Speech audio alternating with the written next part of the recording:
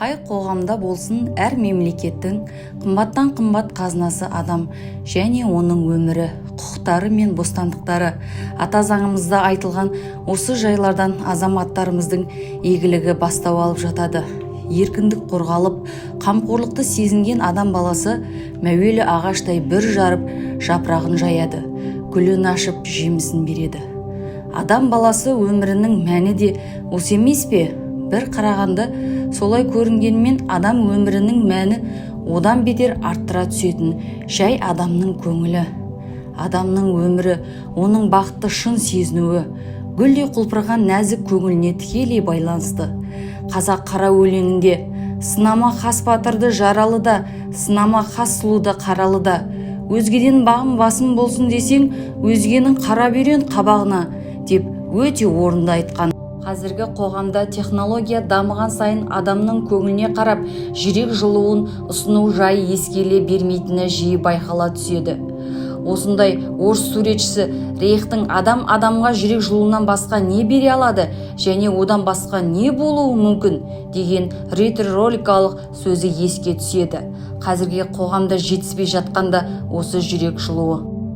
Мен жүрегі жылылыққа, жаны мейірімге, санасы білімге толы ұстаз мамандығын таңдағаныма, оның ішінде қоғамның осал топтарының балаларымен ерекше қамқорлыққа зәру, мүмкіндігі шектеулі балалармен жұмыс жүргізетін әлеуметтік педагог мамандығын таңдағаныма қуаныштымын. Адамдықтың негізгісі сенім, мейірім, қайырымдылық деп есептейтін болсақ, бұл жұмыс бойымдағы бар қасиетімді гүл қаузындай ашып, тал бойымның, жан дүниемнің сұлулығын толық ашып көрсетуге мүмкіндік туғызады. Оған қоса, менің жұмыс жасайтын ортамда жұмысымнан шабыт алуға, жаңа бастамаларға қолдау көрсетуге бейім, ұжымның қас-қабағы бір-біріне қолдап тұратын мейірімді жүздері әр ісіме шығармашылық нәр дарытады.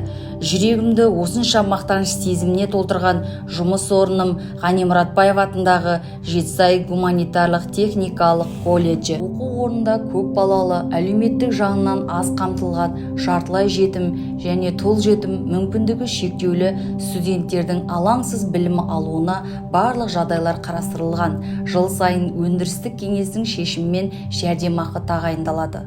Оған қоса шәкіртақы, жолақы беріледі. Тұл жетім студенттерге жылына бір реттік 146.300 теңге көлемінде жәрдемақы төленеді. Колледжде қайырымдылық акциясы ұйымдастырылып, одан түскен қаржы да үлестіріледі. Бұған оқу орнының біріккен кәсіподақ ұйымы тарапынан көрсетілер көмекті қоссақ, мемлекеттің ерекше қамқорлығын тануға болады. Осы арқылы олардың өмірге деген құштарлығын арттырып, қоғамдағы өз орнын сезінуге жағдайлар туғызады. Сабақтан тыс уақытта олардың кітапханада ізденуіне, спорт зал, тренажерный залдарында шұғылдануына, үйірмелерге қатысуға, сыныптан тыс жұмыстарға белсене араласуына жағдайлар жасалған. Жатақханаға орналасуына жеңілдіктер қарастырылған. Олардың денсаулығы оқу орнының мейірбикелері тарапынан және учаскелік білікті дәрігерлер түрлі аурулардың алдын алу жайында үздіксіз кеңестер береді. Аудандық теолог мамандар баяндамалар оқиды. Имандылық тақырыбында кеңестер беріледі. Құрметті жас түлек, осының бәрі ел болашағы үшін атқарылып жатқан игі істердің, олардың толыққанды қоғам мүшелері екенін сезіндіруге бағытталған мемлекет қамқорлығының көрінісі. Жүрек жылуы, мейірімі, қамқорлығы мен қайырымы кімді болсын жалғыз қалдырмайды.